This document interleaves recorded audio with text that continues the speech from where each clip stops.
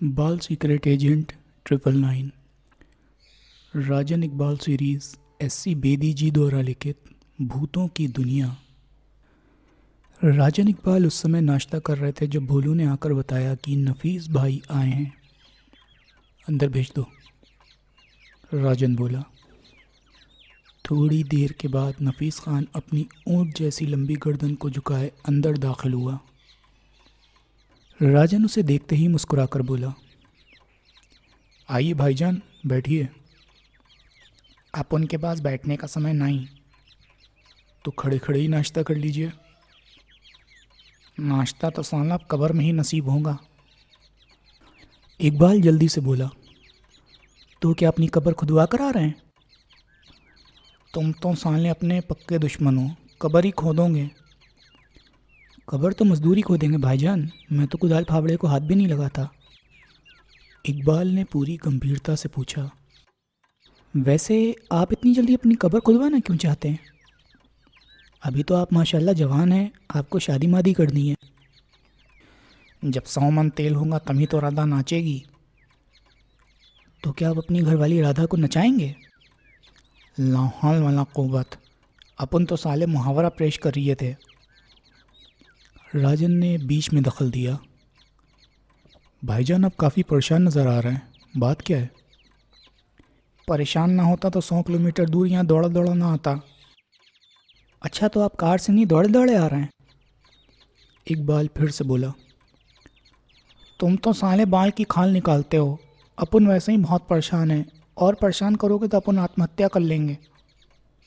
बैठकर बताइए परेशानी क्या है? नफीस बैठते हुए बोला, अपन का लाखों रुपया डूबने वाला है। क्यों, क्या इनकम टैक्स वालों ने छापा मारा है? इनकम टैक्स वाले गए तेल लेने, छापा तो साले भूत मारने वाले हैं टूनागढ़ में।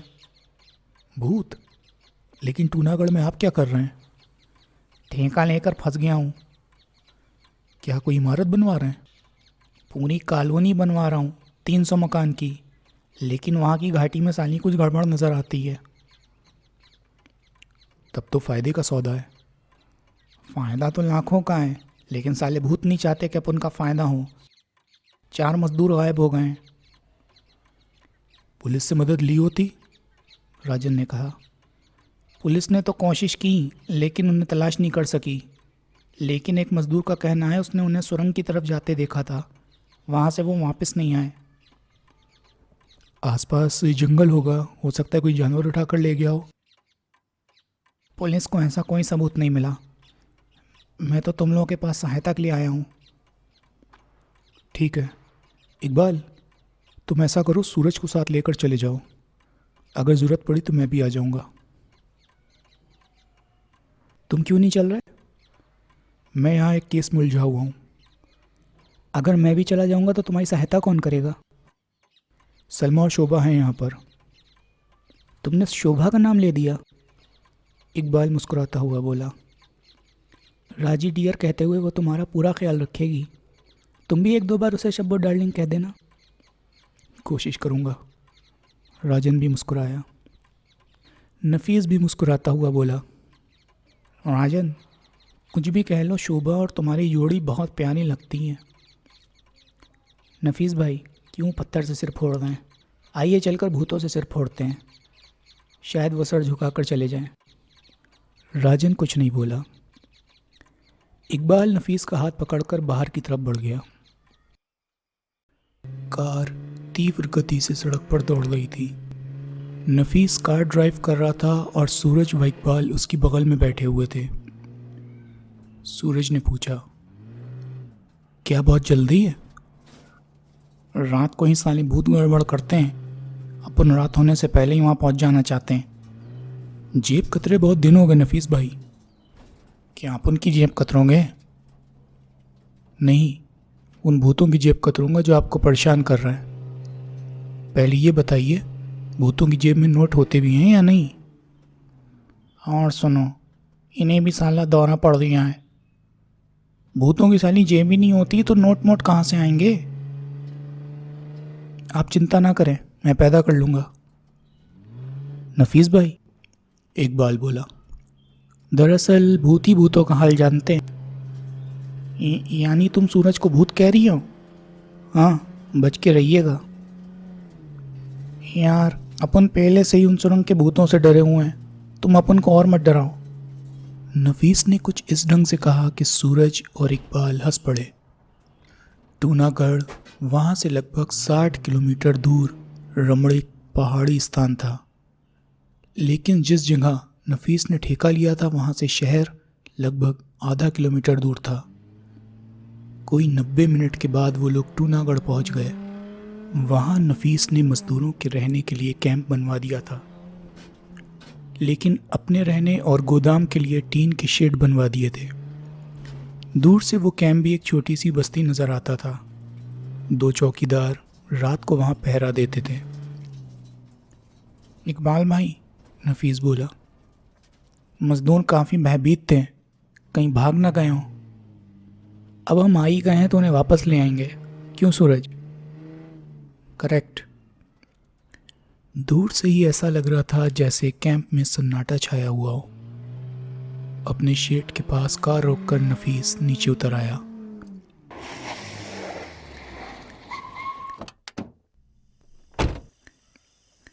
फिर चारों तरफ देखता हुआ बोला, लो देख लो, साले भाग गए, डरपोक कहीं के। वो देखिए, कैंप में रोशनी हो रही है, आइए देखते हैं, शायद यहाँ के सूनेपन का रहस्य मालूम हो जाए, इकबाल ने कहा। फिर तीनों उस खेमे की तरफ बढ़ गए। वो इंजीनियर का खेमा था। नाम था दिनेश भाटिया। अपने दोनों सहायकों के साथ वो शराब पी रहा था। शायद शराब के नशे के कारण भय की परवाह ना करते हुए वो लोग वहाँ पर डटे हुए थे। नफीस को देखते ही तीनों बौखलाकर खड़े हो गए और एक साथ बोले, नमस्कार बॉस। नमस्कार। कैंप शमशान क्यों बना हुआ है? कहाँ गए सब मजदूर वजदूर?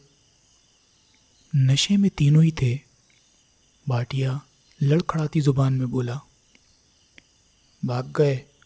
कायर कुत्ते की तुम, कहते थे यहाँ साली मौत रहती है। बॉस, मैंने बहुत तलाश किया, मौत का घर नहीं मिला। आपको मालूम है मौत का घर कहाँ है? और ले, ये साले मौत का घर ढूंढ रहे हैं। हुआ क्या ये बको? एक मजदूर और गायब हो गया साहब। यानी गायब होने का सिलसिला जारी है? Yes boss. इकबाल ने भाटिया के सहायक असलम से पूछा, आप बताइए, गायब कैसे हो गया था? हमें नहीं मालूम। मजदूर चिल्लाते हुए आए और अपना सामान उठाकर भाग गए। साथ में चिल्ला भी रहे थे कि रामदीन गायब हो गया। सारी जानकारी आपको मिस्त्री के खेमे से मिलेगी। चलो मिस्त्री को भी देख लेते हैं। फिर वो लोग कोने वाले खेमे की तरफ बढ़ने लगे जिसमें रोशनी हो रही थी। जब वो लोग खेमे के पास पहुंचे तो अंदर से आवाज़ आई, यार ये साले भूत आते कहाँ से हैं? मैंने सुना है भूतों की दुनिया होती है, वहीं से आते होंगे। पता लगाओ, हम भूतों की दुनिया देखने चलेंगे। तीसरा भयभीत स्वर, अरे तुम लोग आवाज़ सुन रहे हो? लगता है भूत आ रहे हैं। तभी नफीस अंदर प्रविष्ट होता हुआ गुर्राया, साले अपन तुमको भूत नजर आते हैं? अरे आप नमस्कार। क्या हो रहा था? कीर्तन कर रहे थे साहब। साले क्यों कीर्तन जैसे धार्मिक शब्द को शराब पीकर बदनाम कर रहे हो? शर्म नहीं आती? आ रही है साहब। इकबाल और सूरज को हंसी तो आई, लेकिन वो हंसी को दबा गए। अब ये बकवास छोड़ो और बताओ सब साले कहाँ भाग गए? साहब, मिस्त्री बोला, यहाँ तो लफड़ा हो गया। आज रामदीन भी गायब हो गया, फिर सारे मजदूर भाग गए। लेकिन रामदीन गायब कैसे हो गया? सूरज ने पूछा। शाम को 2 आदमी पहाड़ी नाले के पास शौच करने गए थे साहब, एक ही लौटा। रामदीन के साथी ने आकर बताया। रामदीन उससे कुछ दूर एक चट्टान की आड़ में शौच कर रहा था। सुरंग का मुंह वहाँ से साफ दिखाई देता है।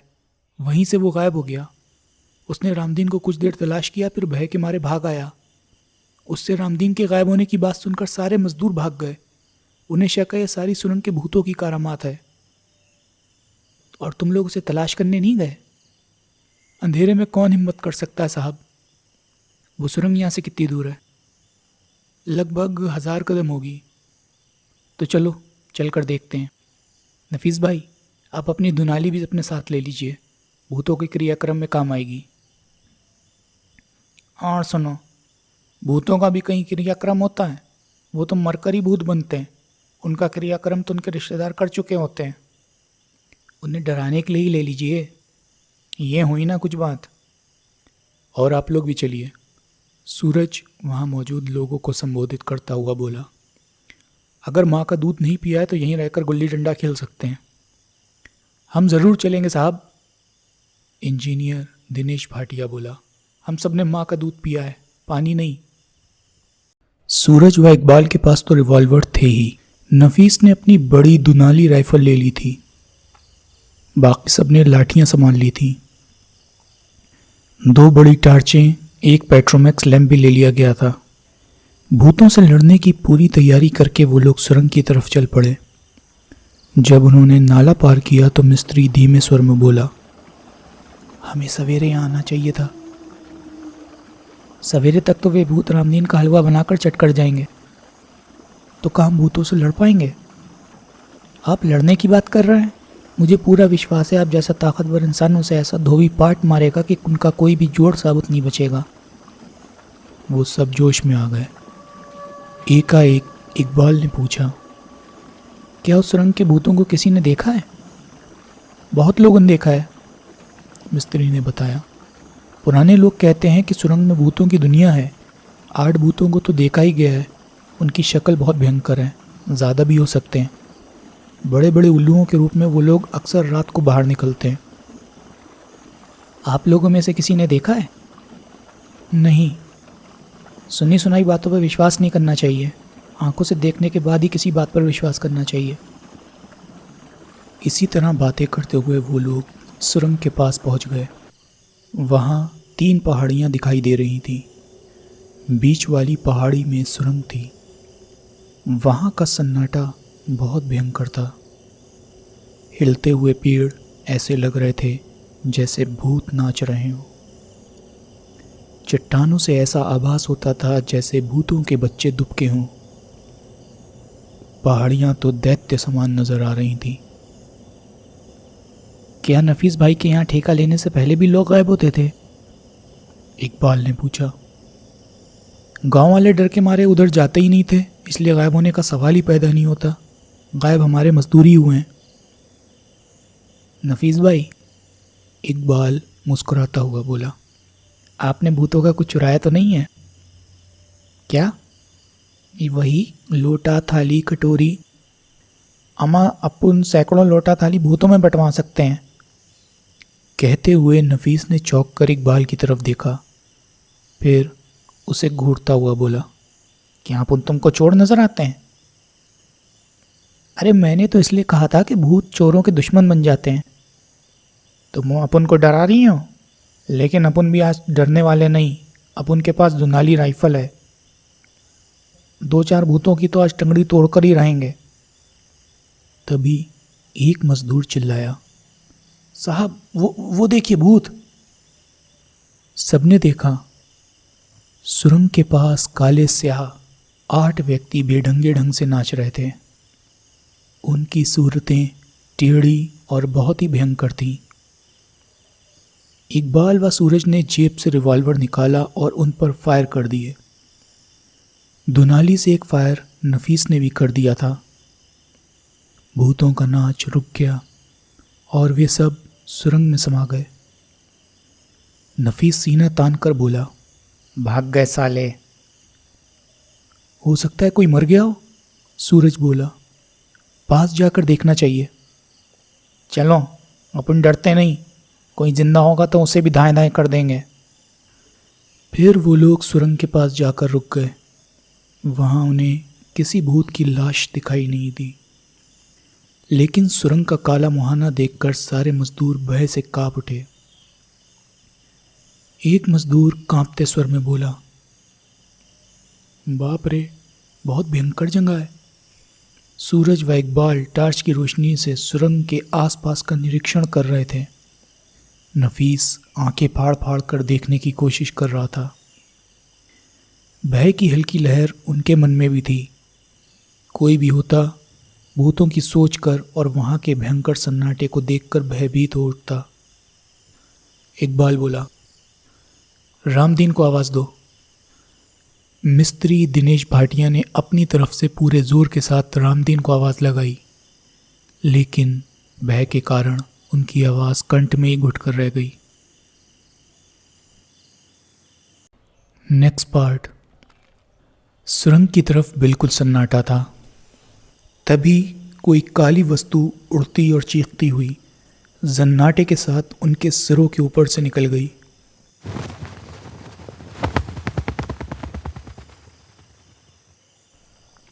वो दो थीं। उल्लू थे, उल्लू थे, एक मजदूर चिल्लाया। मैंने सुना है रात के समय भूत उल्लू के रूप में उड़ते घूमते हैं। अबे चुप, नफीस ने उन्हें गुड़का। कहाँ साले उल्लू? भूत?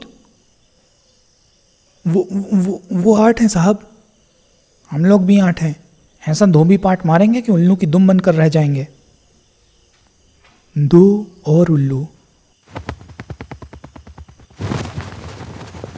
सन्नाटे की आवाज के साथ उनके ऊपर से निकल गए।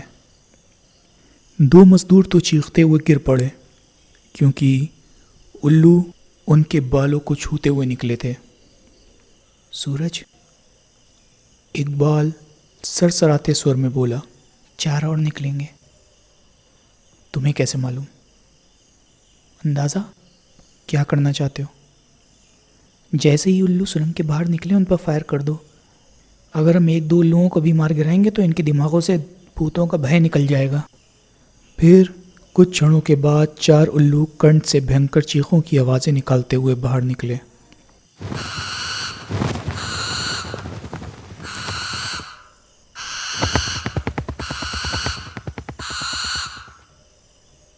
सब अगर फुर्ती के साथ ज़मीन पर ना गिर जाते तो अवश्य पंजों से वो उल्लू उनके चेहरे नोच ले जाते। गिरते हुए सूरज और इकबाल ने उन पर फायर कर दिए।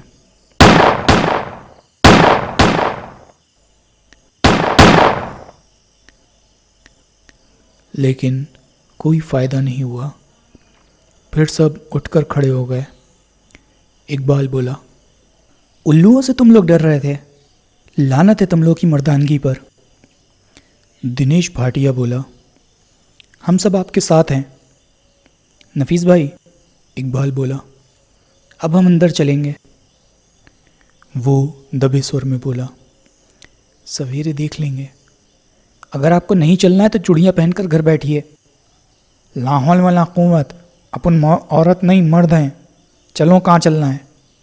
नफीस की गैरत जाग उठी। फिर वो लोग सुरंग में प्रविष्ट हो गए। एक मजदूर के हाथ में पेट्रोमैक्स लैंप था।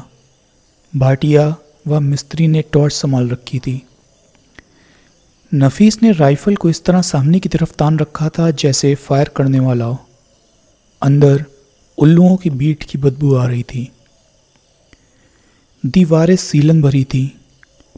जैसे ही वो लोग प्रविष्ट हुए, भयंकर चीखों की आवाज़ें आने लगीं।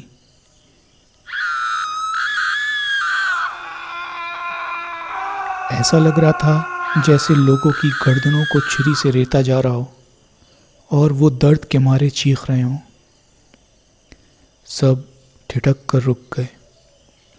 तभी उन्हें सुरंग से दूर 2 चमकते गोले नजर आए। एक मजदूर बुदबुदाया, भूतों की आंखें। वो चमकती आंखें तेजी से आगे बढ़ी और फिर उनके पास से एक जंगली काली बिल्ली भागती हुई निकल गई। दूसरा मजदूर बोला, कोई भूत बिल्ली बनकर भागा है। फिर वो लोग आगे बढ़ने लगे। टॉर्चों व पेट्रोमैक्स की रोशनी में सुरंग रोशन हो उठी थी। फिर सबकी नज़र खून से लथपथ एक लाश पर पड़ी। एक मजदूर चिल्लाया, रामदीन की लाश! अरे बाप रे, भागो! फिर उनमें से कोई नहीं रुका, सब भाग गए। नफीस की भी हिम्मत जवाब दे गई थी। लाश को देखने के बाद भूतों का भय पूरी तरह से उन सबके मस्तिष्क पर हावी हो गया था। भागो, वो भी चिल्लाया। उसके भागते ही सूरज व इकबाल भी बाहर आ गए। इकबाल व सूरज सोच रहे थे, उन्हें पुलिस स्टेशन जाकर इस घटना की सूचना देनी चाहिए। Next part. भोर होते ही इकबाल व नफीस पुलिस को साथ लेकर सुरंग की तरफ चल पड़े। सूरज को कैंप में ही छोड़ दिया गया था ताकि वो आने वाले मजदूरों का ख्याल रखे। एक इंस्पेक्टर, 4 सिपाही के साथ डीएसपी खुद भी आए थे। लेकिन जब वो लोग सुरंग में प्रविष्ट हुए तो इकबाल और नफीस एक दूसरे का मुंह ताकने लगे। पुलिस वाले उनकी शक्ल देख रहे थे। रामदीन की लाश वहाँ नहीं थी। डीएसपी ने पूछा, आप लोग तो सुरंग में किसी लाश के बारे में कह रहे थे, कहाँ है वो लाश? खुदा की कसम यहीं थी, अपन लोगों ने अपनी दोनों आंखों से देखा था, खून से लथपथ लाश। नफीस बोला, तो क्या लाश पंख लगाकर उड़ गई? साली लाश कैसे उड़ सकती हैं? लाश के तो पंख होते ही नहीं। ज़मीन साफ है, कहीं पर खून का एक धब्बा भी दिखाई नहीं देता। साहब, एक सिपाही कुछ भयभीत स्वर में बोला, गांव वाले कहते हैं सुरंग में भूत रहते हैं, भूतों की दुनिया है ये सुरंग। वो भूत उल्लू बनकर रात में उड़ते हैं, भूतों ने ही गायब कर दी होगी लाश। हाँ हाँ, नफीस जल्दी से बोला, यही बात है, ये साले उल्लू की तुम भूत खा गए होंगे। शट अप, डीएसपी ने सिपाही को घुड़का। नफीस अरे बाप रे कहता हुआ झटके से पीछे हटा और इंस्पेक्टर से जा टकराया।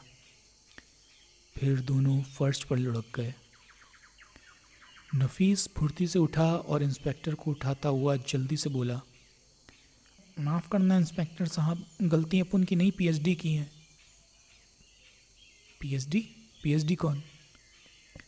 इकबाल बड़ी मुश्किल से अपनी हंसी रोकता हुआ बोला, इनका मतलब डीएसपी साहब से है। हाँ, इन्होंने शटअप कुछ इस तरह से बोला जैसे भूत की बंदूक से गोली छूटी हो। नफीस ने बड़ी मासूमियत से रुआंसे स्वर में कहा। डीएसपी व इंस्पेक्टर को भी अपनी हंसी पर काबू पाना मुश्किल हो गया। कुछ क्षणों के बाद वो गंभीर स्वर में बोले, भूत प्रेतों पर हम विश्वास नहीं करते, वैसे आप लोग की हम हर तरह से मदद करने को तैयार हैं। फिर मजदूर क्यों भाग रहे हैं? नफीस ने पूछा। इसका कारण आप लोग पता करिए। लेकिन डीएसपी अंकल, इकबाल गंभीरता से बोला, रात को यहाँ 8 लोगों ने लाश देखी थी। भूतों के भय के कारण या वहमग्रस्त होने के कारण आप लोग को लाश दिखाई दी होगी, वरना लाश कहाँ गायब हो सकती है? शायद ऐसा ही हुआ हो। फिर पुलिस पार्टी चली गई तो नफीस बोला, इकबाल, तुम आदमी हो या खरबूजा? तुम भी उनकी हाँ में हाँ मिलाने लगे। तो क्या करता? मेरा सिर, आए हैं साले जासूस, अपन लोगों की आंखों को ही बटन बना दिया। पुलिस वालों से बहस करने का अर्थ होता है बिना दीवार के अपना सर फोड़ना। हम अपने ढंग से काम करेंगे। आप काम करोगे? अपन के मजदूर भागे जा रही हैं, जो बचे हैं वो भागने को तैयार हैं। मेरे विचार से आप शहर जाकर राजन को फ़ोन द्वारा सूचना दो, मैं यहाँ का काम देखता हूँ। वो सूरज मूरज से क्यों नहीं कहते? अपन अब यहाँ से कहीं नहीं जाएंगे। बातें करते हुए वो लोग कैंप में आ गए। सूरज सामने से आ रहा था। पास आकर उसने पूछा, क्या हुआ? साली लाश भाग गई, नफीस बोला। लाश भागा नहीं करती है भाईजान, भूत बन जाया करती है, सूरज मुस्कुराता हुआ बोला। भूतों की दुनिया में एक और भूत की बढ़ोतरी हो गई है। तब तो मर गए। तभी तो कह रहा हूँ, शहर जाकर फ़ोन द्वारा राजन को यहाँ के सारे हालात से अवगत करा दीजिए। सूरज और मैं यहाँ के मज़दूरों को रोके रखेंगे। आखिर झक मारकर नफीस को ही जाना पड़ा। उसके जाने के बाद इकबाल बोला, आओ प्यारे, अब हम लोग सुरंग की तरफ चलें। वहाँ जाकर क्या करोगे? लाश गायब होने के कारण और भूतों के रहस्य की जानकारी प्राप्त करने की कोशिश करेंगे। चलो नेक्स्ट पार्ट। टॉर्चें दोनों के ही पास थीं, लेकिन दिन में सुरंग में कुछ रोशनी थी, क्योंकि उसके ऊपर के हिस्से में छोटे छोटे सुराख बने थे जिनसे सूरज की किरणें अंदर तक आ रही थीं। तब भी दोनों ने टॉर्चें जला ली थीं। आतिशी शीशे से अच्छी तरह देखने के बाद सूरज बोला, इकबाल, जिस जगह लाश थी वहाँ की ज़मीन को साफ़ किया गया है। मैं देख चुका हूँ, लेकिन हत्या ऐसी जगह की गई है, इसलिए खून के छींटे हमें आसपास ज़रूर मिलने चाहिए। फिर दोनों आतिशी शीशे द्वारा आसपास का निरीक्षण करने लगे। सुरंग में छोटे बड़े कंकड़ बिखरे पड़े थे। एक जगह इशारा करता हुआ इकबाल बोला, देखो, इस जगह खून के छींटे बिखरे हुए हैं। इसका मतलब रात को हमारे जाने के बाद लाश को गायब किया गया है। हाँ। इकबाल खून के छींटे तलाश करता हुआ आगे बढ़ गया। जैसे जैसे वो आगे बढ़ता जा रहा था, सुरंग अंधेरी होती जा रही थी। तभी एक जगह जैसे ही इकबाल का पांव पड़ा, ज़मीन अंदर को धंस गई। उसके कंठ से चीख निकल गई।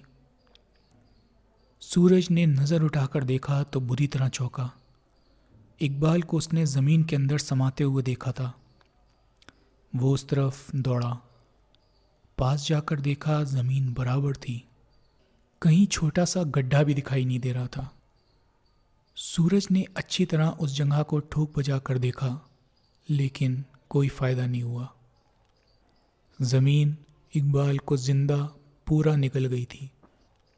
दीवारों को भी उसने ठोक बजा कर देखा, लेकिन कोई गुप्त बटन भी दिखाई नहीं दिया। तभी उसे अपने पीछे फड़फड़ाहट की आवाज़ सुनाई दी। फिर गर्दन पर सुइयां सी चुभने लगी। उसने ज़रा सी नज़र घुमा के देखा, गर्दन पर एक बड़ा सा उल्लू चिपका हुआ था।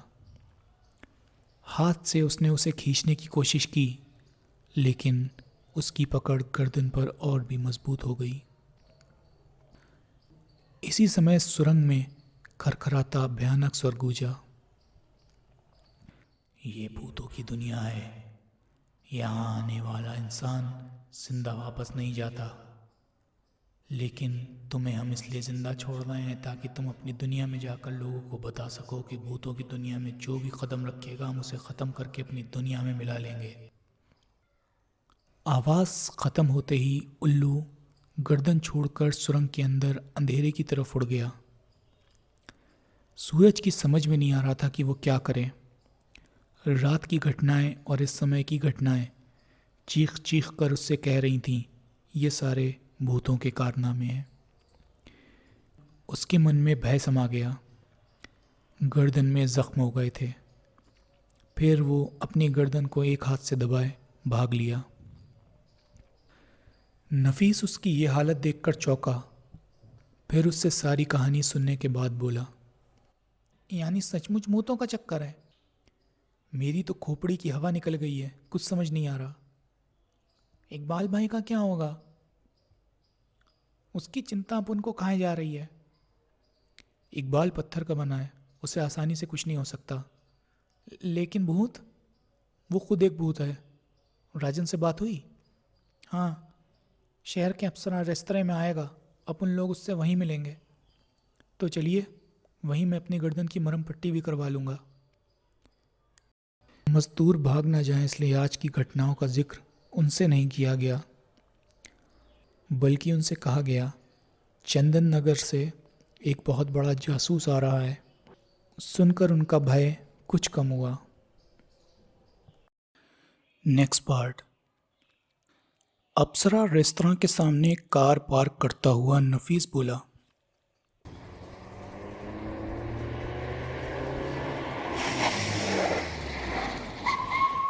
सूरज भाई, यहाँ के भूतहा और खुश्क वातावरण से तो अपन ऊब गया है।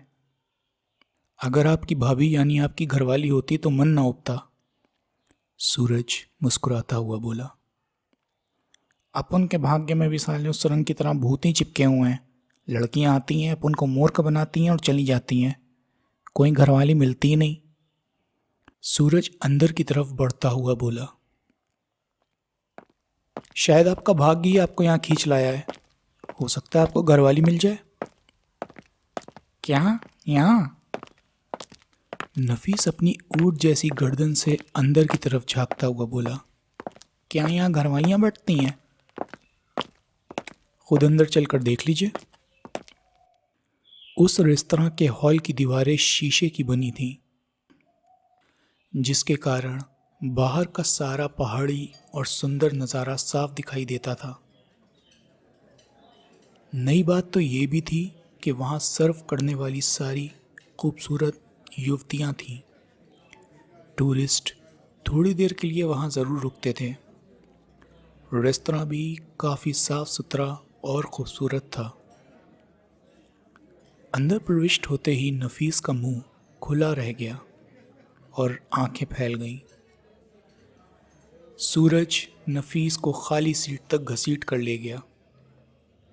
सूरज भाई, यहाँ तो साली बहुत हैं। किसी एक को पसंद कर लीजिए, घर में रौनक आ जाएगी। लेकिन एक लफड़ा है। क्या? वेटर, यानी ये तो मिस बहरा हैं। लोग क्या कहेंगे? मियाँ नफीस खान ठेकेदार करोड़पति की घरवाली बहरा थी। आप सोच लीजिए। सोचना तो पड़ेगा ही। वहाँ 1 दर्जन लड़कियाँ वेटर थीं। सभी का कद 5 फुट 3 इंच के लगभग था। सब गोरी चिट्टी और खूबसूरत थीं। ऊपर से सबने कसी हुई रेशमी सफ़ेद कमीज़ और पैंट पहनी थी। बाल कटे हुए थे। एक वेटर मुस्कुराती हुई उनके पास आई और मेज़ पर 2 गिलास रखते हुए बड़ी अदा से मीठे स्वर में बोली, सर, ऑर्डर प्लीज़। जो तुम्हारी इच्छा हो ले आओ। मेरी पसंद अगर आपको पसंद ना आई तो? तुम इतनी ज़्यादा खूबसूरत हो कि तुम्हारी पसंद भी साली खूबसूरत ही होगी। वो बुरा मानने की बजाय हंसकर बोली, तब भी ऑर्डर तो आपको ही देना होगा सर। तो 4 भुने हुए मुर्गे, 1 दर्जन चूज़ें, बकरे की भुनी हुई 2 रानें, 4 प्लेट रोगन जोश और 1 दर्जन नान। वेटर ने आश्चर्यचकित स्वर में पूछा, क्या आपके साथी भी आने वाले हैं?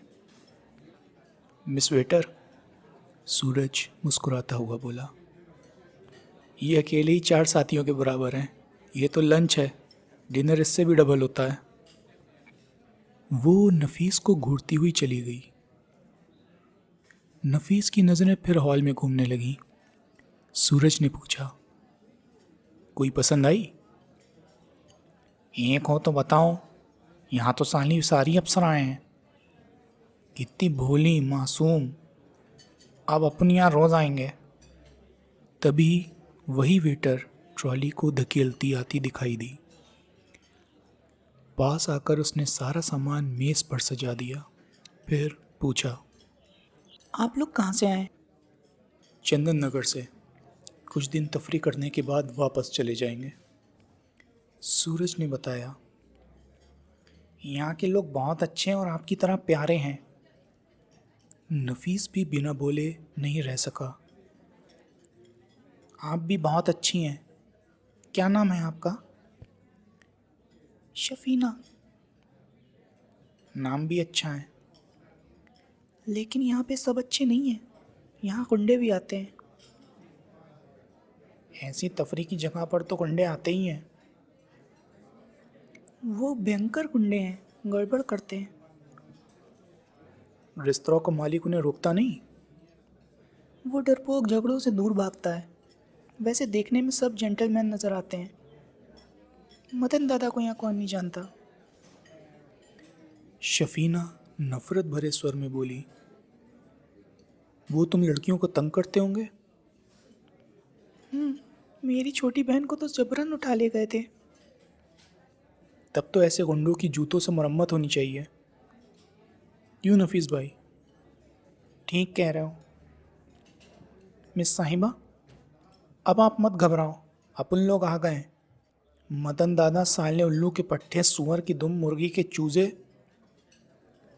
जोश में नफीस की आवाज़ ज़रा ऊंची हो गई थी। हॉल में बैठे कई लोगों ने उसकी आवाज़ को सुना। पास की मेज़ पर बैठे दो बदमाश टाइप व्यक्ति अपनी सीट से उठे और लहरा कर चलते हुए उनकी मेज़ के पास आकर रुक गए। सूरज व नफीस मुर्गा उधेड़ते हुए बातें भी करते जा रहे थे। नफीस इस समय बकरे की रान उधेड़ रहा था। उन्हें देखकर शफीना भय के कारण कई कदम पीछे हट गई। उनमें से एक व्यक्ति कमर पर दोनों हाथ रखता हुआ जहरीले स्वर में बोला, मदन दादा को देखना चाहते हो? हम कुत्ते बिल्लियों को नहीं देखते। क्यों नफीस भाई? वो तो पालने की चीज़ें हैं, देखने की नहीं। और हमने कई कुत्ते बिल्लियां पाली हुई हैं। उस व्यक्ति ने मारने के लिए जैसे ही हाथ उठाया, सूरज ने हाथ में पकड़ी मुर्गी की गर्दन उसके मुंह पर खींच मारी। वो बौखला गया। दूसरे बदमाश ने घूंसा चलाया, जिसे सूरज ने बैठे ही बैठे कलाई पर रोका और एक भरपूर ठोकर उसके पेट में जड़ दी। वो लड़खड़ा गया। यानी यहां भी जंग शुरू हो गई? जब शुरू हो गई है भाईजान तो दिखा दीजिए अपने हाथ। दो बदमाश और आ गए थे। कमर पर हाथ रखे उन्हें घूर रहे थे। अब उन दोनों का मुकाबला 6 से था। एक बदमाश ने नफीस के चेहरे पर घूंसा जोड़ दिया। साले मारता है, मैं तेरे घूंसे में खाल खींचकर भर दूंगा। भाईजान, सूरज एक बदमाश के चेहरे पर घूंसा जड़ता हुआ बोला। खाल खींचकर भूसा भर दूंगा कहिए? हाँ भाई, मुहावरा ही तो है, कुछ भी कह लो। नफीस ने कहा और बकरे की रान उस बदमाश के हाथ में देता हुआ बोला, खाओ, मज़ा आ जाएगा। बदमाश ने जैसे ही रान में दांत कड़ाए, नफीस उसके पेट में ठोकर जड़ता हुआ बोला, साले बाप का माल है जो खा रही है। वो दूर जाकर गिरा। कई लोग हंस पड़े। नफीस के बांस जैसे लंबे कद के सामने सब बच्चे नजर आ रहे थे। तभी एक बदमाश उससे आकर लिपट गया। अबे ओ, ये अपन है, मियाँ नफीस खान, ठेकेदार, करोड़पति, कोई पेड़ नहीं जो चिपटे जा रही हो। हटो हटो, साले गुदगुदी हो रही हैं। लेकिन जब वो नहीं हटा तो नफीस ने उसे उसके साथी पर उछाल दिया। दोनों कुर्सियों से टकराते हुए फर्श पर लुढ़क गए। सूरज ने बाकी दो की मरम्मत कर दी थी। वेट्रेस के अलावा भी कई लोग प्रशंसा भरी नज़रों से उन्हें देख रहे थे। रेस्तरां का मालिक झगड़ा ख़त्म कराने की कोशिश कर रहा था, लेकिन किसी ने उसकी नहीं सुनी, बल्कि एक बदमाश ने तो उसे घूंसा भी जड़ दिया था। मार खाने के बाद 5 बदमाशों ने चाकू निकाल लिए। छठा कह रहा था, चीर डालो हरामजादों को।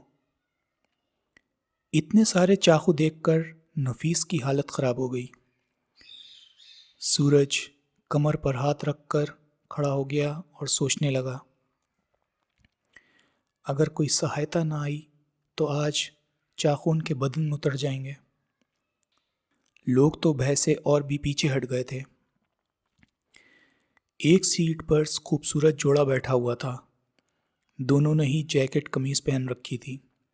युवक की लंबी और घनी मूछें थीं। युवती ने बालों की 2 चोटियां बना रखी थीं। मुस्कुराते हुए वो लोग उनकी लड़ाई देख रहे थे। उन्हें चाकू निकालता देखकर युवती बोली, डियर, अब तो बदमाशों की ज्यादती नजर आ रही है। तुम ठीक कह रही हो, आओ उनकी मदद करते हैं। चाकू हाथ में दबाए 5 बदमाश धीरे धीरे उनकी तरफ बढ़ रहे थे। सभी सोच रहे थे, दोनों की आंतें बाहर आने में अब देर नहीं। तभी बिल्ली जैसी आंखों वाले युवक युवती उन पर टूट पड़े। दोनों ने तूफानी हमला किया था। पांचों बदमाश इस अचानक हमले से बौखला गए। फिर नफीस और सूरज भी उन पर टूट पड़े। चाकू उनके हाथ से छूटकर बिखर गए। कुछ ही देर में वो सब फर्श चाटते नजर आने लगे। छठा बदमाश जो अभी तक खड़ा था क्रोध से लाल पीला होता हुआ आगे बढ़ने लगा। रेस्तरां के मालिक ने उसे रोकते हुए कहा, दयाल रहने दो, अजनबी हैं। तुम पीछे हटो वरना तुम्हारा मुंह तोड़ दूंगा। मालिक बौखलाकर पीछे हट गया। दयाल ने घुर्राते हुए पूछा, कौन हो तुम लोग? डार्लिंग। Yes dear. इसे परिचय दे दो। युवती मुस्कुराती हुई बोली। गिदड़, ये शेर कुमार हैं और मुझे शेरनी कुमारी कहते हैं। क्या कहा तुमने मुझे? गिदड़। और तुम्हारे ये पांचों चमचे चूजे हैं। मौत आ गई है तुम दोनों की। शेर कुमार बोला, अगर तुम्हारे मन में कोई हसरत रह गई हो तो वो भी निकाल सकते हो। दयाल ने जिस फुर्ती से जेब से रिवॉल्वर निकाला उससे भी ज्यादा फुर्ती से युवक की लात चल गई। रिवॉल्वर उसके हाथ से उछला जिसे मिस शेरनी ने लपका और जेब में रख लिया। दूसरे ही क्षण दयाल ने शेर कुमार पर छलांग लगा दी। कुमार जरा सा एक तरफ हट गया। दयाल एक मेज से जा टकराया, लेकिन वो फुर्ती से उठकर दोबारा कुमार पर झपटा। उसका घूंसा कुमार ने कलाई पर रोका और दनादन कई घूंसे दयाल के चेहरे पर जड़ दिए। दयाल दीवार से जा टकराया। दो बदमाशों ने कुमार को दबोचना चाहा। कुमार ने पलटकर उनको ठोकर जड़ दी। वो लड़खड़ाए। उन्हें नफीस और सूरज ने संभाल लिया। शेरनी कुमारी बाकी दो बदमाशों की मरम्मत कर रही थी। कुमार व कुमारी के आ जाने से पासा ही पलट गया था। मार खाते खाते दयाल बेहोश हो गया था और पांचों बदमाश भाग गए थे। वहां बैठे सभी लोगों के चेहरे खुशी से खिल उठे। सब ने उन्हें घेर लिया। नफीस शेर कुमार को भूल कर बोला, कुमारी जी। शेरनी कुमारी। जी हाँ वही वही। आपने अपन की मदद की, बहुत बहुत शुक्रिया मुकरिया कुमारी यानी शेरनी जी। शेर कुमार का भी शुक्रिया अदा कर लीजिए। आपका कर दिया, इनका भी हो गया। कुमार और कुमारी दोनों हंस पड़े।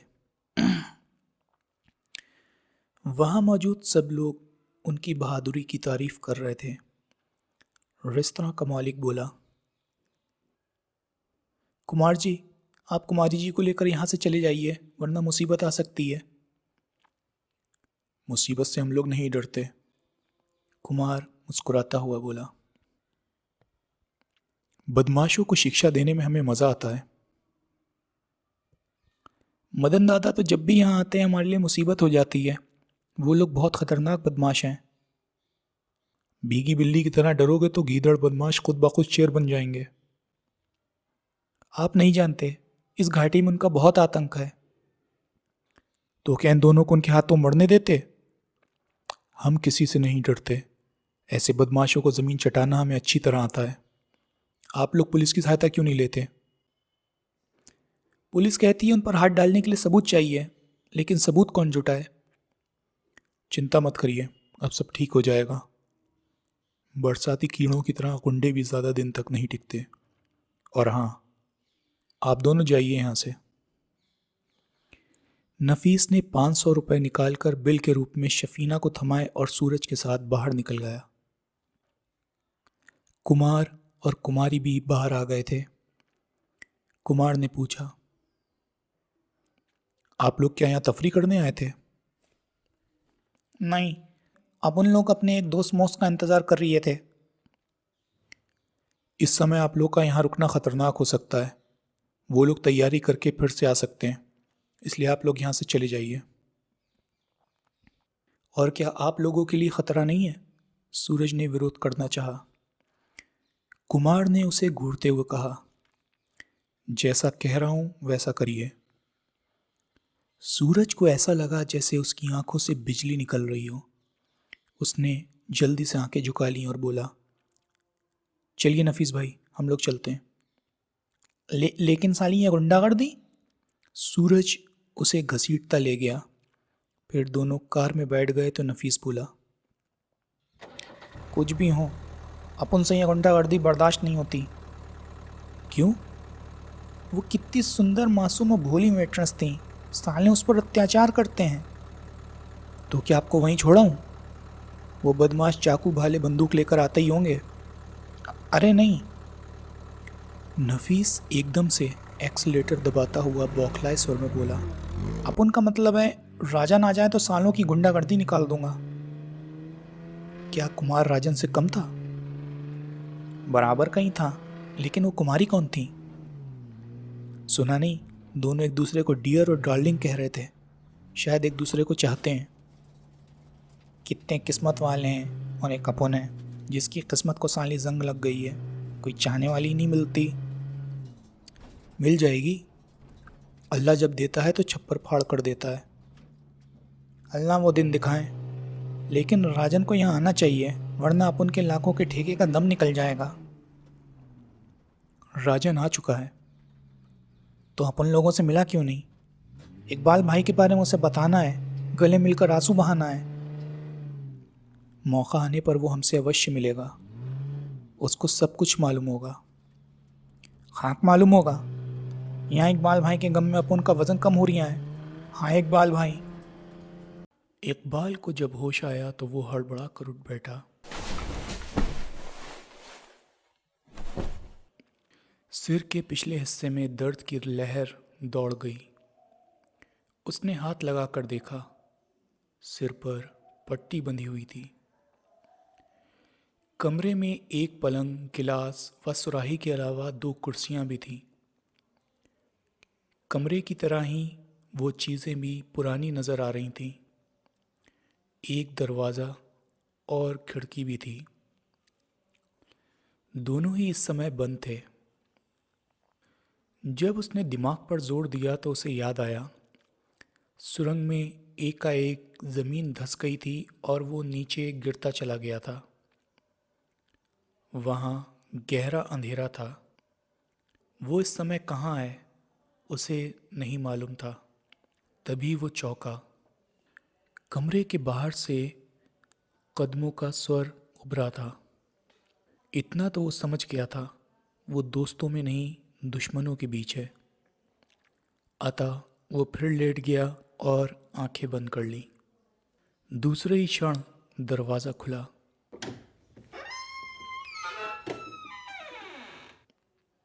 और स्कर्ट कमीज पहने हुए सुंदर लड़की अंदर प्रविष्ट हुई। उसके बाल कंधे तक कटे हुए थे। उसने पास आकर इकबाल का माथा छू कर देखा, फिर वहीं कुर्सी पर बैठ गई। कुछ ही क्षणों के बाद अधेड़ उम्र का एक व्यक्ति अंदर प्रविष्ट हुआ, जो लंबा, तगड़ा और मजबूत जिस्म का मालिक था।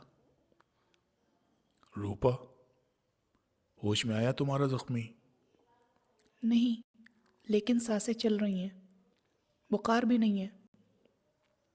मैं सोच रहा हूँ इसको यहाँ लाकर हमने अच्छा नहीं करा। क्यों? नौकरों ने कुछ काले साए कोठी के आसपास देखे हैं। नौकरों ने जब टार्च की रोशनी उन पर फेंकी तो वो गायब हो गए। वो अंदर भी तो आ सकते हैं। इतनी हिम्मत किसी की नहीं कि मेरी इजाज़त के बिना कोई कोठी में प्रवेश कर जाए। फिर कुछ देर बातें करने के बाद अधेड़ उम्र का व्यक्ति व रूपा कमरे से निकल गए। इकबाल उठा और खिड़की पर आकर बाहर झांकने लगा। वो कोठी का पिछला भाग था। दूर दूर तक पहाड़ी व पेड़ ही दिखाई दे रहे थे। आहतों में घनी झाड़ियां थीं। वहां उसे एक व्यक्ति दुबका दिखाई दिया। उसने ओवरकोट और हैट पहना हुआ था। हाथ में राइफल थी। इकबाल कुछ समझ नहीं सका। तभी फिर पदचाप की आवाज़ उभरी। वो पलंग पर लेट गया। जैसे ही रूपा अंदर प्रविष्ट हुई, कहरा कर वो उठ बैठा और अपने सिर को दबाने लगा। तुम होश में आ गए? मैं कहाँ हूँ? मेरे पास हो। पास कहाँ? मैं तो दूर बैठा हूँ। क्या मतलब? मुझे अपनी गोदी में बिठा लो, तभी तो मैं समझूंगा मैं तुम्हारे पास हूँ। दत्त, वो लजा गई। तुम कौन हो? ठाकुर प्रताप सिंह की भतीजी रूपा। मैं कौन हूँ? क्या तुम्हें नहीं मालूम? इकबाल ने कराह कर अपना सर पकड़ लिया, आंखें बंद कर ली। फिर कुछ क्षणों के बाद खोलता हुआ बोला, मुझे तो चारों तरफ अंधेरा नजर आ रहा है। मैं सिर्फ तुम्हें जानता हूँ, रूपा। याद करो। मुझे कुछ याद नहीं आ रहा। कुछ देर की खामोशी के बाद रूपा ने पूछा, तुम्हारा नाम क्या है? हमाम। नहीं, लक्स। अच्छी तरह सोचिए। डालडा। हाँ, डालडा नाम है मेरा। इकबाल ने कुछ इस कदर हर्षित स्वर में कहा कि रूपा हंस पड़ी। तुम कहाँ रहते थे? पेड़ पर, वही मेरा घोंसला है। पेड़ पर पैदा होने का बहुत मज़ा आता है। तुम भी पेड़ पर पैदा होकर देखो। रूपा हंसते हुए एकदम से गंभीर हो गई। फिर बोली, तुम आराम करो, मैं डॉक्टर को बुला कर लाती हूँ। इकबाल लेट गया। उसकी आंखों से झरझर आंसू बहने लगे। रूपा ने उसके सर पर प्यार से हाथ फेरा, फिर बाहर निकल गई। थोड़ी देर के बाद रूपा अधेड़ उम्र के व्यक्ति प्रताप सिंह और डॉक्टर के साथ अंदर प्रविष्ट हुई। इकबाल पलंग पर खड़ा हो गया और ठुमके लगा लगा कर नाचने लगा। रूपा ने आश्चर्यचकित स्वर में पूछा, ये क्या कर रहे हो? स्वागत। घोंसले की दुनिया में हम इसी तरह आने वाले का स्वागत करते हैं। क्या तुम्हारी दुनिया में सिर के बल नाचकर स्वागत किया जाता है? अब चुपचाप लेट जाओ। वो मुस्कुराती हुई बोली। इकबाल अच्छे बच्चे की तरह लेट गया। डॉक्टर ने गले में पहना स्टेथोस्कोप उतारा और उसका निरीक्षण करने लगा। निरीक्षण करने के बाद उसने पूछा, तुम्हारा नाम क्या है? डालडा। घर का पता? चौथे पेड़ की 8वीं डाल, नवा घोंसला। इकबाल ने पूरी गंभीरता के साथ कहा, तुम्हें कुछ भी याद नहीं आ रहा? इकबाल ने कराह कर फिर से सर पकड़ लिया। डॉक्टर कुछ क्षण उसे घूरता रहा, फिर बोला, प्रताप जी, सिर की किसी अंदरूनी चोट के कारण ये अपनी याददाश्त खो चुका है। ऐसे लोग अबोध बालकों की तरह हरकतें करते हैं। क्या ये ठीक नहीं हो सकता? इलेक्ट्रिक शॉक से ऐसे मरीज अक्सर ठीक हो जाया करते हैं, लेकिन ये ट्रीटमेंट इसका जख्म ठीक होने के बाद ही किया जा सकता है। अबोध बालक की तरह कभी ये जिद करे तो इसकी जिद पूरी कर दीजिएगा, वरना ये पागल भी हो सकता है। ठीक है। फिर वो दोनों चले गए। रूपा इकबाल को सहानुभूति और प्यार भरी नज़रों से देख रही थी। इकबाल ने उल्लू की तरह पलकें झपकाईं, फिर पूछा, हमारी घोंसलों की दुनिया में नर और मादा होते हैं, क्या तुम इस दुनिया की नर हो? नहीं, मादा, और तुम नर हो। तब तो मज़ा आ गया। हमारी दुनिया में जब नर मादा मिलते हैं तो तिक्कम तिक्का नाचते हैं। कैसे? इकबाल फर्श पर उतर आया और कमर पर हाथ रखकर ठुमके लगा लगा कर नाचने लगा। रूपा हंसने लगी। तुम भी मेरे साथ नाचो। डॉक्टर ने कहा अगर मेरी जिद नहीं मानोगी तो मैं पागल हो जाऊंगा। इकबाल ने इस कदर मासूमियत से कहा कि रूपा हंस पड़ी और फिर वो भी उसके साथ कमर पर हाथ रखकर ठुमके लगाने लगी। ना जाने क्यों उसे इकबाल के साथ नाचना अच्छा लग रहा था। नाचते हुए वो एकदम से रुकी, फिर प्यार से उसे पलंग पर लिटाती हुई बोली, कुछ देर आराम करो, मैं फिर आऊँगी। मेरे लिए लॉलीपॉप ज़रूर लाना, वरना मैं फिर से नाचने लगूंगा। लाऊंगी। कहते हुए रूपा बाहर निकल गई और दरवाज़ा बंद कर लिया। अपने आप को दुश्मनों के बीच पाकर इकबाल ने याददाश्त खो जाने का बहुत अच्छा अभिनय किया था, लेकिन वो अभी तक ये समझ नहीं सका था कि रूपा उसकी हमदर्द है या दुश्मनों की साथी। उसका रहस्य जानने के लिए उसने याददाश्त खो जाने का अभिनय जारी रखने का निश्चय करा, किंतु इस बात से वो परेशान था कि सुरंग से वो यहाँ तक कैसे पहुँचा, सूरज का क्या हुआ। इस अभिनय में वो ये बात जानने की कोशिश भी नहीं कर सकता था। राजन पे उसे विश्वास था, वो अब तक यहाँ आ चुका होगा और उसकी खोज खबर लेना शुरू कर दी होगी। इस सोच ने उसे तसल्ली दी। Next part. उस सारे पहाड़ी इलाके में शेर कुमार और शेरनी कुमारी ने काफ़ी ख्याति अर्जित कर ली थी, क्योंकि उन्होंने ऐसे गुंडों को पीटा था जिन्हें छूने का भी कोई साहस नहीं कर सकता था। 2 दिन वो दोनों गायब रहे। आज फिर वो उस इलाके में दिखाई दे रहे थे। दोनों एक गली से गुजर रहे थे। 2 बदमाश टाइप के व्यक्ति उसके पीछे लगे हुए थे। जैसे ही वो बाजार वाले रास्ते में पहुंचे, कुमार बोला, डार्लिंग, 2 मच्छर आ गए। शायद हमें घेरने की कोशिश की जा रही है। कुछ और आगे जाने के बाद वो 4 से 6 हो गए। डियर, इनके इरादे खतरनाक लग रहे हैं। जब तुम मेरे साथ होती हो तो मैं और भी ज़्यादा ख़तरनाक हो जाता हूँ। सच? हाँ, तब तो मैं हमेशा तुम्हारे साथ रहूंगी। सामने कॉफ़ी हाउस दिखाई दे रहा है, वहीं चलकर बातें करेंगे। फिर वो दोनों कॉफ़ी हाउस में दाखिल हो गए। जब वो एक सीट पर बैठ गए तो 6 बदमाश मस्त चाल से चलते हुए अंदर प्रविष्ट हुए। अंदर बहुत सारे नौजवान व युवतियां भी मौजूद थे। बदमाशों को सभी पहचानते थे, इसलिए उन्हें देखकर सब कानाफूसी करने लगे। 6 बदमाश एक खाली सीट पर बैठकर कुमार और कुमारी को घूरने लगे। सबने उनकी नज़रों की सीध में देखा तो वो लोग दोबारा चौंके। बदमाशों के वहाँ आने का कारण सबकी समझ में आ गया। कॉफ़ी हाउस का मैनेजर सोच रहा था आज हॉल में लाशें बिछेंगी या फर्नीचर टूटेगा। बदमाशों की चापलूसी करने के लिए वो सीधा उनके पास पहुंचा और स्वर में पूरी मिठास लाते हुए बोला, क्या सेवा की जाए आप लोगों की? इस समय तुम नज़र मत आओ, भाग जाओ यहाँ से। एक बदमाश हुर्राया। मैनेजर मुंह लटकाए वहाँ से हट गया। कुमार व कुमारी हंस हंसकर एक दूसरे से बातें कर रहे थे, जैसे उन्हें किसी की चिंता ही ना हो। एक युवक अपनी युवती साथी से कह रहा था, तुमने उन दोनों को पहचाना? नहीं।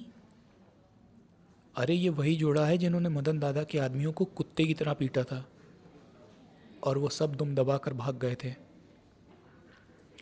लेकिन वो दोनों तो बहुत खूबसूरत और नाजुक नज़र आते हैं।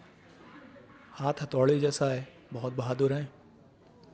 इसी तरह की बातें और मेज़ों पर भी हो रही थीं। बदमाश उन्हें खा जाने वाली निगाहों से घूर रहे थे। तभी मैनेजर उनके पास आया और बोला, आप लोगों को फ़ौरन यहाँ से चले जाना चाहिए।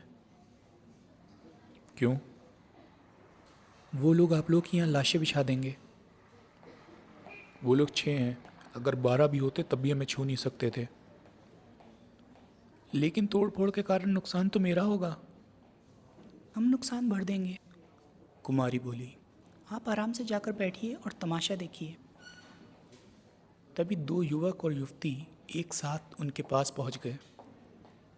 एक ने पूछा, अगर हम पहचानने में भूल नहीं कर रहे हैं तो शायद आप दोनों वही शेर कुमार और शेर कुमारनी जी हैं जिन्होंने मदन दादा के गुंडों की धुनाई की थी।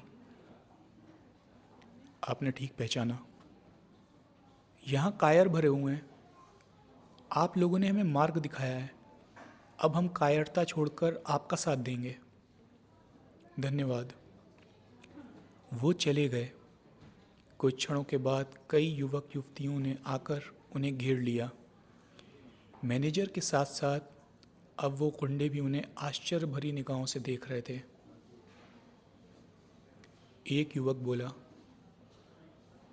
कुमारी जी, यहाँ भूतों की सुरंग के कारण बहुत आतंक फैला हुआ है। वहाँ के भूतों के बारे में आपका क्या ख्याल है, जो उल्लू के रूप में सुरंग के बाहर निकलते हैं?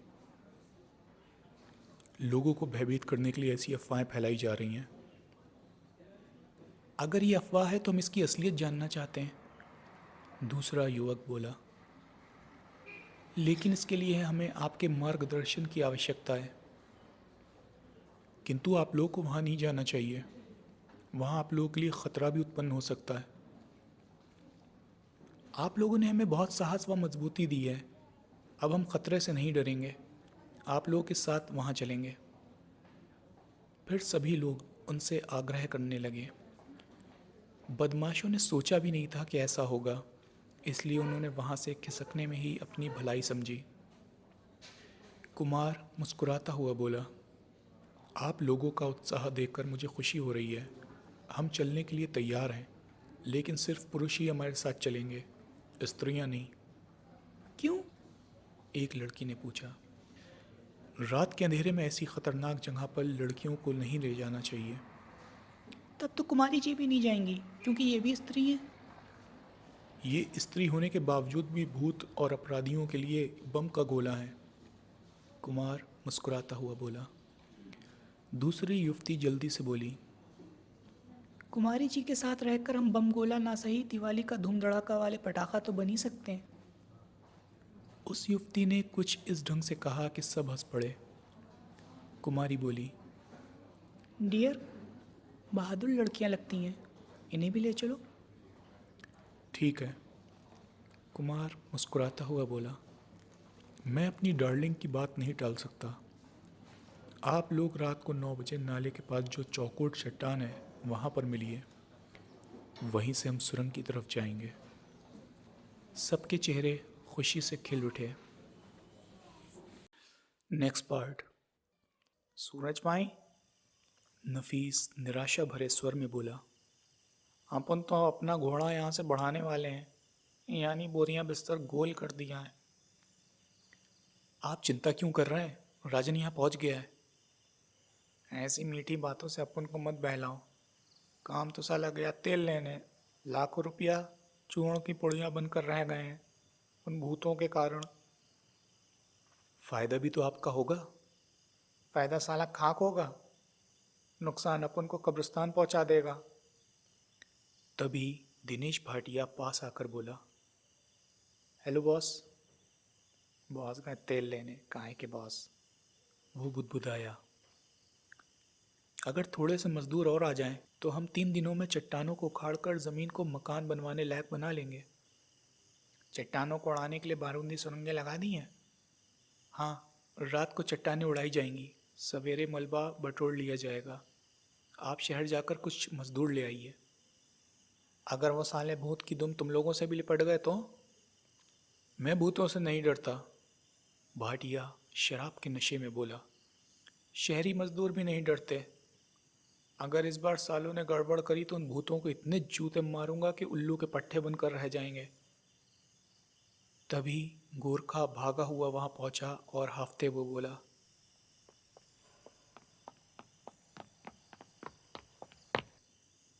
साहब, नाले के पास चौखुर चट्टान के पास बहुत से लड़के लड़कियां इकट्ठा हो रहे हैं।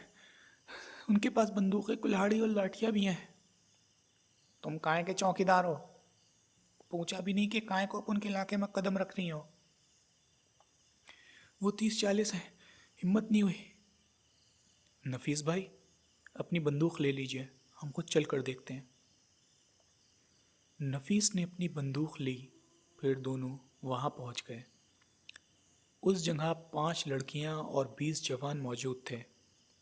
सभी किसी न किसी प्रकार के हथियारों से लैस थे। नफीस सरसराते स्वर में बोला, सूरज, इनमें तो वो कुमार और कुमारी भी हैं, यानी शेरवां शेरनी। बहुत बहादुर हैं ये लोग, आज भूतों का कीमा बन जाएगा।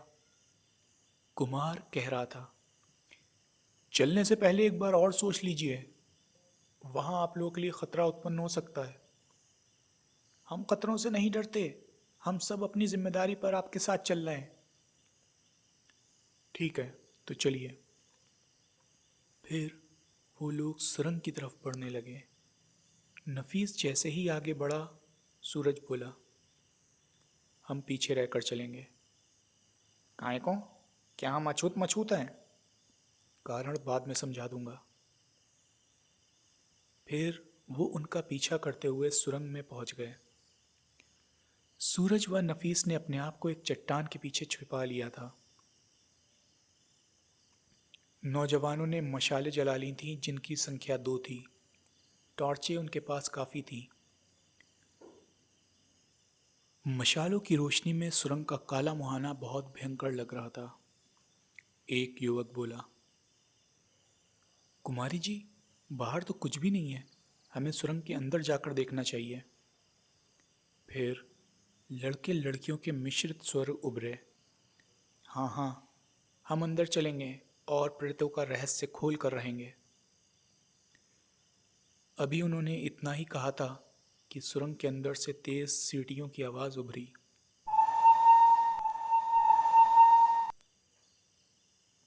फिर चीखते हुए 3 उल्लू बाहर निकले।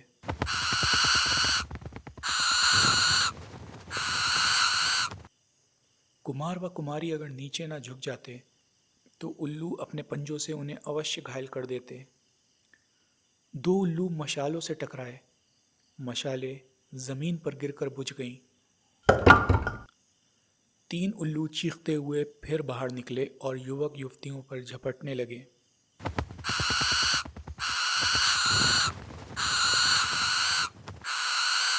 युवक युवतियां पहले तो बौखलाए, फिर चीखने लगे।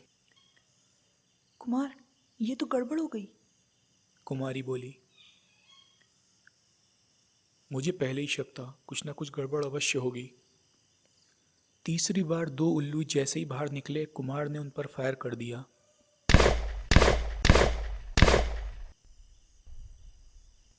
लेकिन कोई फायदा नहीं हुआ। उल्लू झपट झपट कर युवक व युवतियों पर पंजे व चोंच मार रहे थे। वो चीखते चिल्लाते अब भागने लगे थे। कुमार व कुमारी टॉर्चों की रोशनी उल्लुओं पर डालते हुए फायर कर रहे थे, लेकिन तीव्र गति से उड़ने के कारण उन्हें गोली नहीं लग रही थी। सूरज व नफीस आड़ में मौजूद थे। सूरज भी उल्लुओं पर फायर कर रहा था।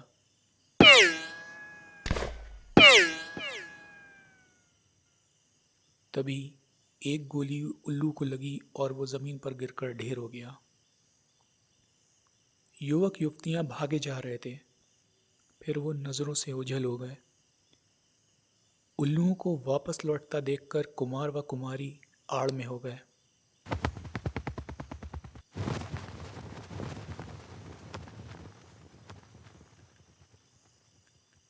सात उल्लू सुरंग में वापस लौट गए। तभी सूरज व नफीस उनके पास पहुंच गए। सूरज सरसराते स्वर में बोला, मैंने एक उल्लू को मार गिराया।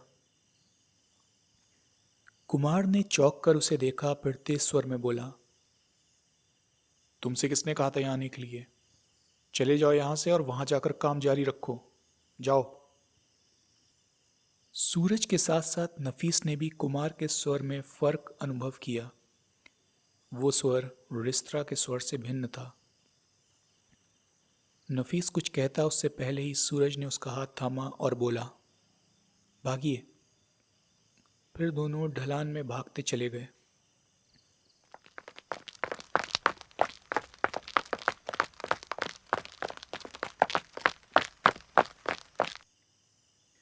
अपने कैंप के करीब पहुंचकर नफीस बोला, शहर वाले भी सब भाग गए, अब क्या होगा? राजन का संदेशा आया है कि डटे रहो और काम चालू रखो। जमीन फाड़ कर आया था या आसमान फोड़ कर? लेकिन काम कैसे चालू रखेंगे, मजदूर तो सारे भाग गए। आप शहर जाकर मजदूर लाइए, मैं यहाँ का काम देखूंगा। अपन तो बाज आए ऐसे ठेके से जो अपन के इकबाल भाई को खा गया। इकबाल भाई को कुछ हो गया तो अपन आत्महत्या कर लेंगे। इकबाल को कुछ नहीं होगा, आप चिंता मत करो। सूरज ने उन्हें तसल्ली दी।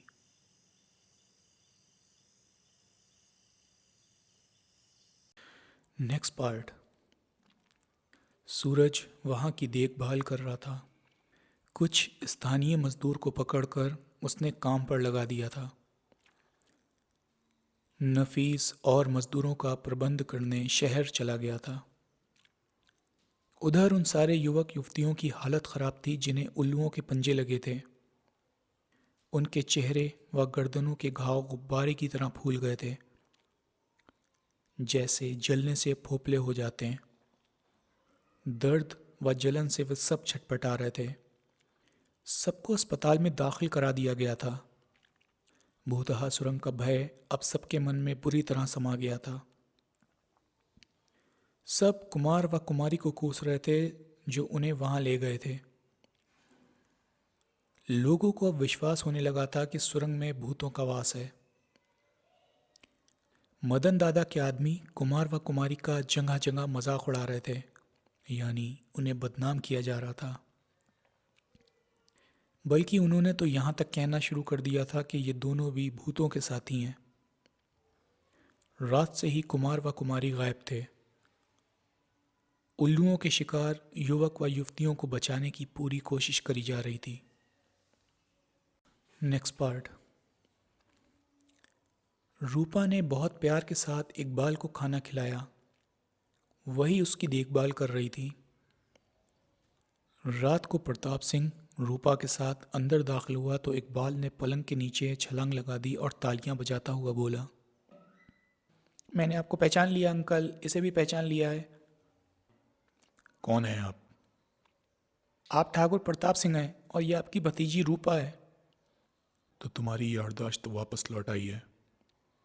जी हाँ, मेरा नाम डालडा है और मैं पेड़ के घोंसले में पैदा हुआ था। अब बहुत मक्कारी हो गई। प्रताप सिंह गुर्राया। अब होश में आ जाओ। रूपा, तुम्हारे अंकल का नाम मक्कारी भी है? मैं तुम्हें थप्पड़ मार दूंगा हरामजादे। ओह, तो हरामजादा आपका नाम है। प्रताप सिंह ने क्रोध की अधिकता में आकर इकबाल को थप्पड़ जड़ दिए। इकबाल पलंग पर बैठकर बच्चों की तरह रोने लगा। उसकी आंखों से आंसुओं की धार बह निकली।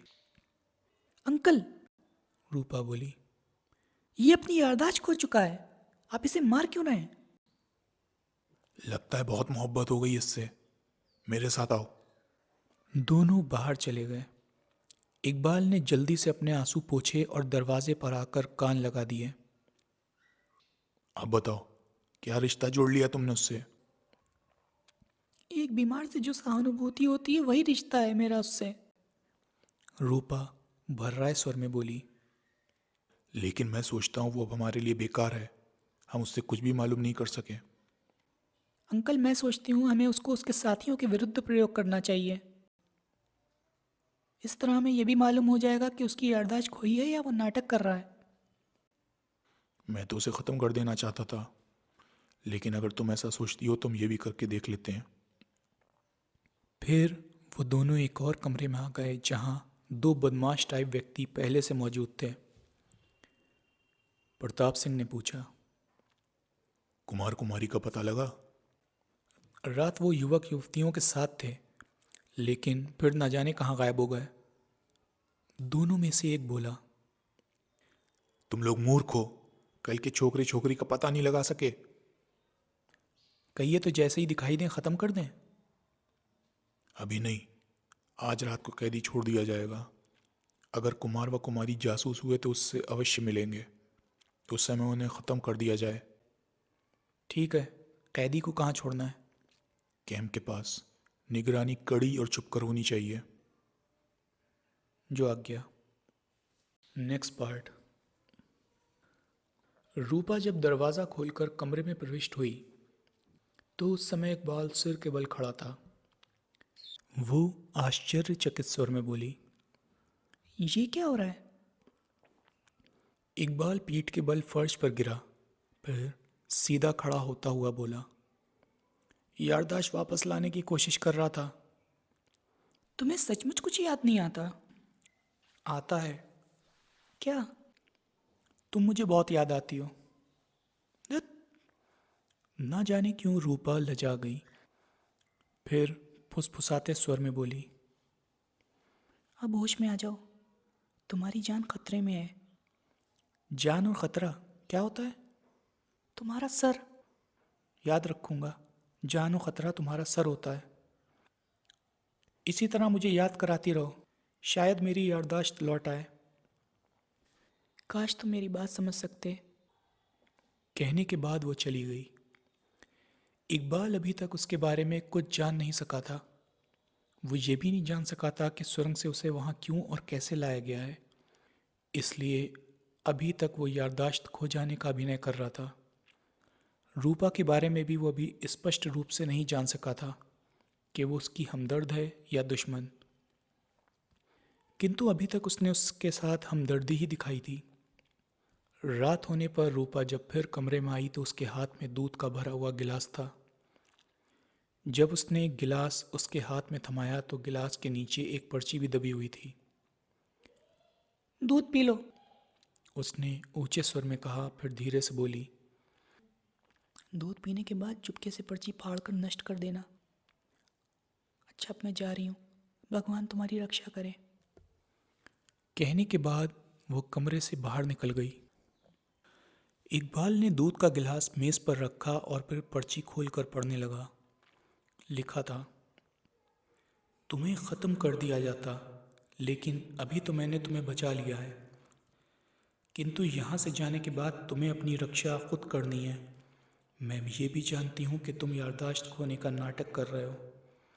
यहाँ से बाहर जाकर भी तुम्हें ये नाटक जारी रखना है, वरना ये लोग तुम्हें मार डालेंगे। ये लोग बहुत गंदे आदमी हैं। काश मैं प्रताप सिंह की भतीजी ना होती जिसे लालच ने अंधा बना दिया है। तुम मुझे बहुत अच्छे लगे थे। मैं भगवान से तुम्हारी सुरक्षा की प्रार्थना करूंगी। उनके आदेश पर मुझे दूध में बेहोशी की दवा मिलानी चाहिए थी, लेकिन मैंने ऐसा नहीं किया। दूध पीने के बाद तुम्हें बेहोशी का अभिनय करना है।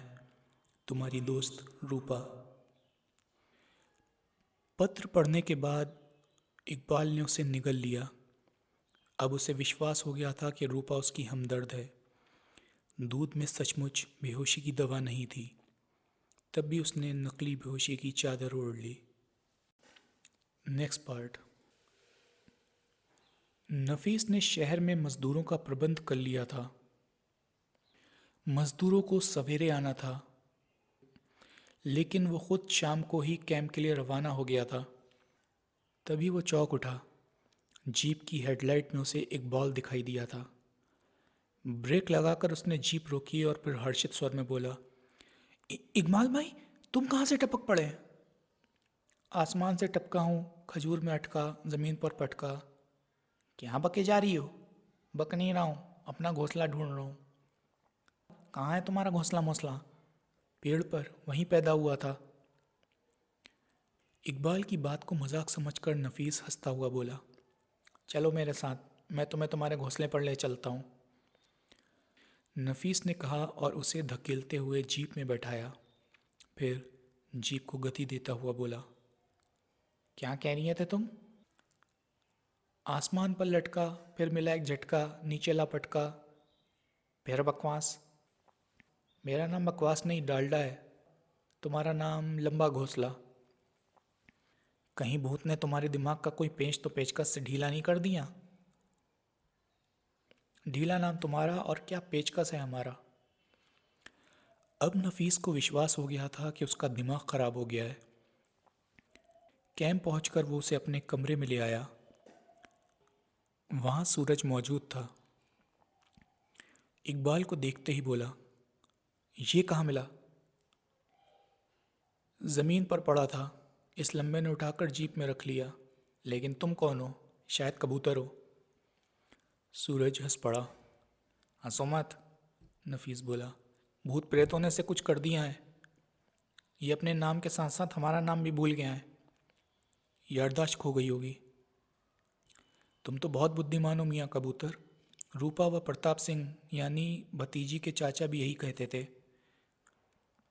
कहने के साथ ही इकबाल ने जल्दी से पेन उठाकर मेज पर रखे पैड पर लिखा, अपनी व तुम लोगों की जान बचाने के लिए मैं याददाश्त खो जाने का नाटक कर रहा हूं। इसी समय फायर हुआ। इकबाल के हाथ में पकड़ा बॉल पेन टुकड़े टुकड़े हो गया। इकबाल ने नफीस को जोर से धक्का दिया और खुद मेज की आड़ में हो गया। सूरज पहले ही आड़ में हो गया था। फायर सीधे उन तीनों पर किए गए थे। अगर वो लोग फुर्ती ना दिखाते तो शायद राम प्यारे हो गए होते। सूरज रोशनदान की तरफ फायर करने लगा और इकबाल खड़ा था। इकबाल ने जैसे ही दरवाज़ा खोला, एक व्यक्ति अंदर को आ गिरा। इकबाल ने उसके हाथ से रिवॉल्वर छीना और उसकी बाजू उमेटकर पीठ से लगा दी। फिर चिल्लाया, हथियार फेंक कर आत्मसमर्पण कर दो वरना तुम्हारे साथी को गोली मार दूंगा। उत्तर में एक फायर हुआ और गोली उसके सीने में उतर गई। इकबाल उसे वहीं पटक कर भागा। बाहर उसे रोशनदान के नीचे जमीन पर एक लाश पड़ी दिखाई दी। लाश के पास ही पत्थर से दबा एक पर्चा रखा था जिस पर लिखा था, तुम मूर्ख ही नहीं महामूर्ख हो।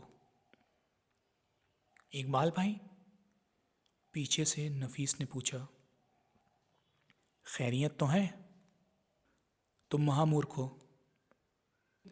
ए लो साले, तुम सुअर पाजी भी तुम, बल्कि गधे घोड़े भी तुम।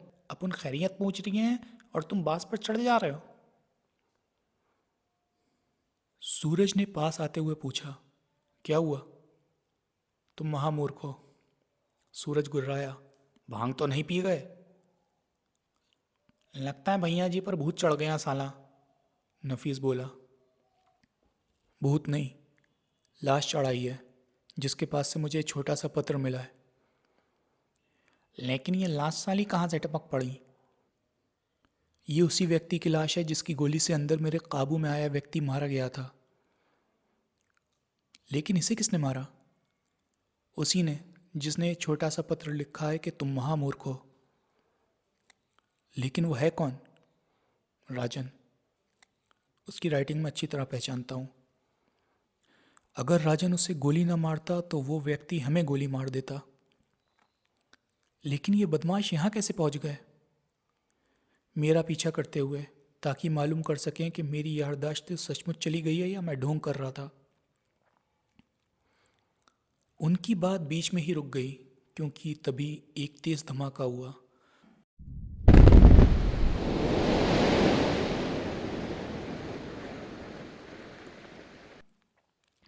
तीनों ने देखा इंजीनियर दो व्यक्तियों के साथ भागा चला आ रहा था। वो दोनों सुरंग खोदने वाले थे। तभी एक और धमाका हुआ और तीनों वहीं गिर पड़े।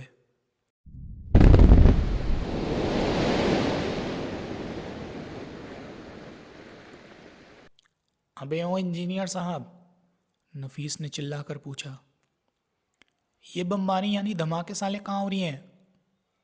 सुरंग में, सुरंग तबाह हो गई। सूरज भाई मर गए। इकबाल भाई अपन भी तबाह हो गए, यानी लुट गए। तभी वो लोग दोबारा चौंके। गोदाम से उन्हें आग के शोले उठते दिखाई दिए। सूरज व इकबाल सोच रहे थे अपराधी नफीस भाई को तबाह करने पर तुला है और काफ़ी हद तक तबाह कर भी दिया था। Next part. शोभा व राजन इस समय रहस्यमयी गुफा के पास मौजूद थे। धमाकों की आवाज़ के साथ उन्होंने कैंप की तरफ से आग के शोले उठते हुए देखे। राजन, शोभा बोली, नफीस के कैंप में भयंकर घटना घटी है। उधर जो होता है वो होने दो, तुम इधर ध्यान दो। तभी वो दोनों चौंके। उन्हें कदमों की आवाज़ सुनाई दी थी। कोई भूतों वाली गुफा के अंदर की तरफ बढ़ा आ रहा था।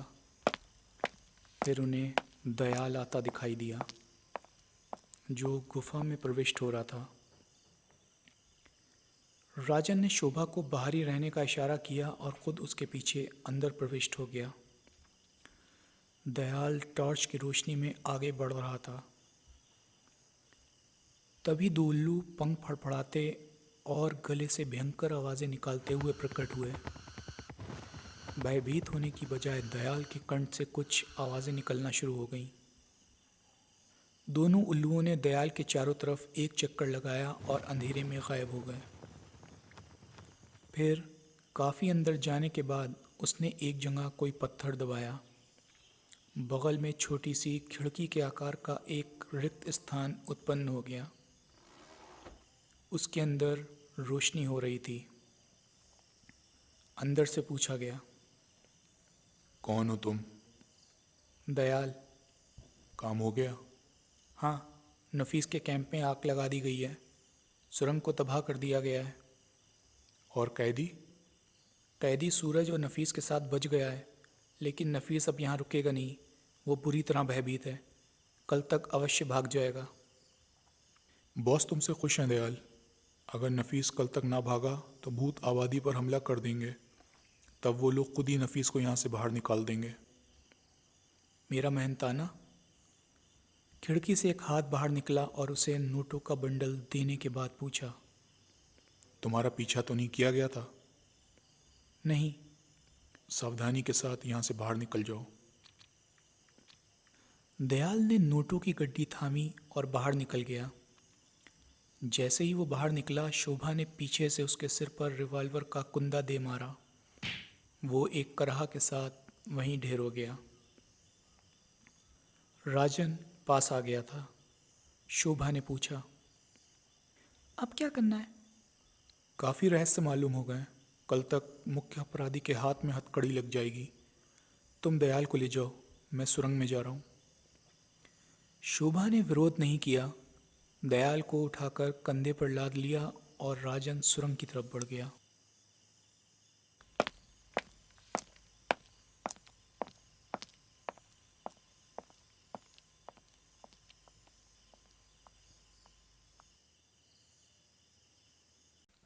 Next part. सवेरे वहाँ के कलेक्टर दीपक कुमार के साथ डीएसपी व कुछ पुलिस वाले कैंप में पहुँच गए। वहाँ से 4 लाशें प्राप्त हुईं।